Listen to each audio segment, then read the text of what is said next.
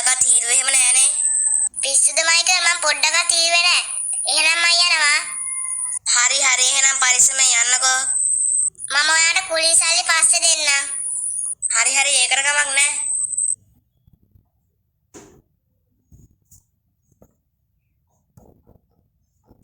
Hello. ඕනංගි කියන්නේ. මේ අක්කේ මම ගත්තේ පොඩි දෙයක් කියන්න.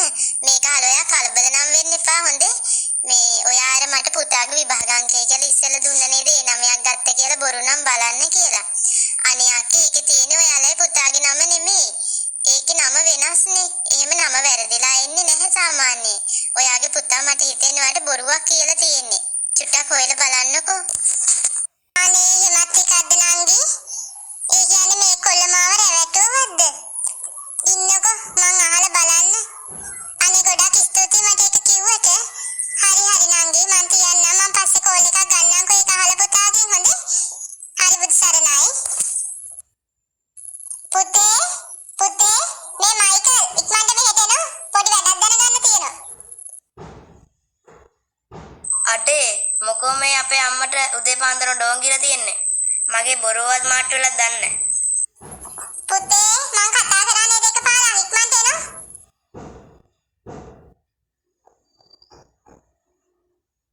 අයියම මේ උදේ පාන්දරම බෙරිහන් දෙන්නේ නිදා ගන්නවත් නැහනේ. නිදා ගන්න නෙමෙයි. මට මයිකල්ගෙන් දෙයක් දැනගන්න තියෙනවා. ඇත්ත කියන්න මයිකල්. අර රිසල්ට් එක ඔයාගේ නෙමෙයි නේද? මට දැන් කාන්ති ආන්ටි කෝල් කරලා කිව්වේ.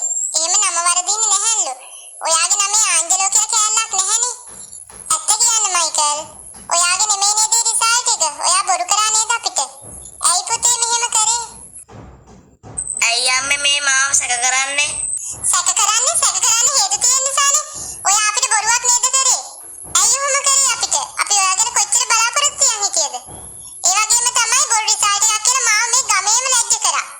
කාන්ති නැන්ද කිව්වේ නැත්තම් මං තාමත් රැවටිලානේ. ඇයි මයිකල් ඔයා මෙහෙම කරේ? ඔය බිම් බලාගෙන ඉන්නවා වැරද්දක් කරපු නිසා. තවත් මගේ දෑහැට පේන මේකෙත් නම් එන්න එපා. ඕන තැනක ඵලයක්.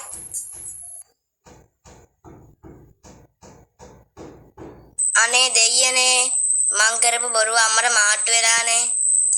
පව් අපේ අම්මා. මං වෙනුවෙන් එයා කොච්චර වේදම් කරාද?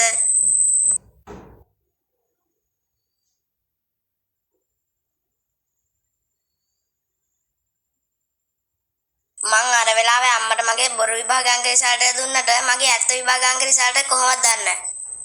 ඒත් මං ෆේල් ඇති. අයියෝ මම මොකද කරන්නේ?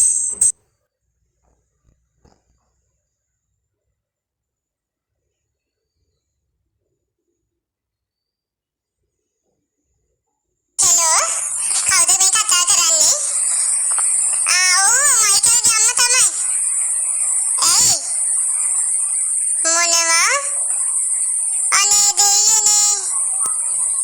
පුතා ඇක්සිඩන්ට් වෙලා? හරි මං දෙවියන් දැන් එනවා ඉක්මනට වෙනවා. අයියෝ.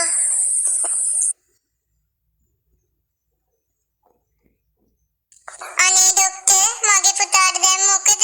එයා හොඳින් ඉන්නව නේද? අම්මා මං කියන දේට දැන් කලබල වෙන්න එපා. ඔයාගේ පුතා දැන් ටිකකට කලින් නැති වුණා. මොනවානේ දෙයියනේ.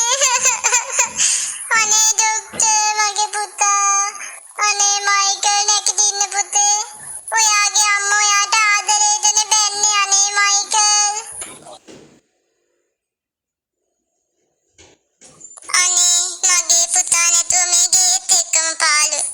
කොච්චර කල් ගත වුණත් මට දැනෙන්නේ දරුවා මේ ගේ ඇතුලේ ඉන්නා වගේ. අනේ මගේ පැටියාගේ පොට්ටි කාස් කරන්න මයි යනවා.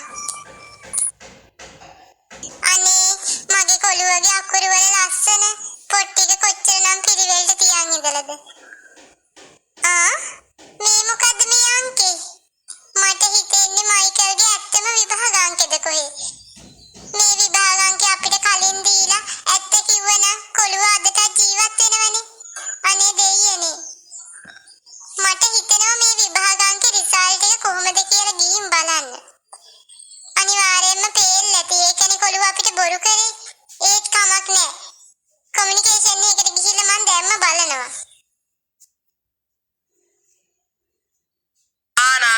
මොකෝ මේ පැත්තෙන් කොහාලගේ? ඇයි මේ දුකෙන් වගේ? අනේ අයියේ ලොකු කරදරයක් වුණා මට මේ පහුගිය දවස් ටිකේ. අපේ කොළුව නැති වුණානේ. දැන් ඒකෙන් හිත හදාගන්න බැරුව මේ ඉන්නේ. මම මේ ආවේ අපේ පුතාගේ විභාගාංගේ හම්බුණා ගේ අස් කරද්දී. මට මෙන්න මේ විභාගාංගේ රිසල්ට් එක කියන්නකෝ. අනේ දෙයියනේ එහෙමද? එහෙනම් කියන්නකෝ විභාගාංගේ. 35යි 72යි 43. අනේ අයියේ බලන්නකෝ අපේ කොළුව කොච්චර රිසල්ට් එකක් අරන් තියෙනවද කියලා. හරි බලමු. ඔයාගේ පුතාගේ නම මයිකල් නේද? ඔව් මයිකල් තමයි. ඔයාගේ පුතා මයිකල් ඉහළින්ම පාස්. ඒ 9යි. අනේ ඔය ඇත්තමද අයියේ? අයියෝ මගේ පුතේ ඔයා හොඳටම පාස් වෙලා තියෙද්දි ඇයි මැනික විවන කට්ටියගේ විභාගාංක දුන්නේ?